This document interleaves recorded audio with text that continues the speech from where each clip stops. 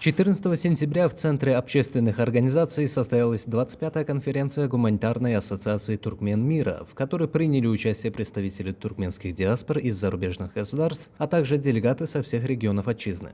В рамках форума была развернута выставка декоративно-прикладного искусства и зачитано приветственное послание президента Сердара Бердмухамедова, направленное участникам конференции.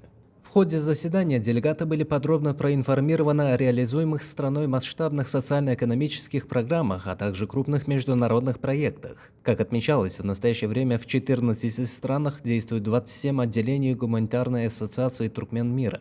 Зарубежные соотечественники выразили признательность президенту Сердару Бердмухамедову и герою Аркадагу за возможность посещать священную землю предков и воочию убеждаться в достижениях современного Туркменистана.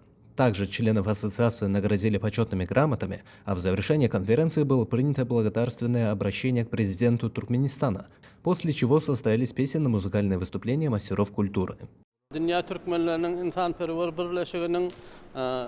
14 yurtta bir 26 bölümleri var. Dünyanın hem yerlerinde dünya Türkmenler yaşayan yerlerinde dünya Türkmenlerinin insanperver birleşiginin bölümçeleri var. Şoň üçin daşary yurtlarda da inhadir şyl bir atavatanymyzda Hazreti Mahmud Piragynyň 300 ýyllyk dogulanynyň 300 ýyllyk bayramçylygy geçirilip dur.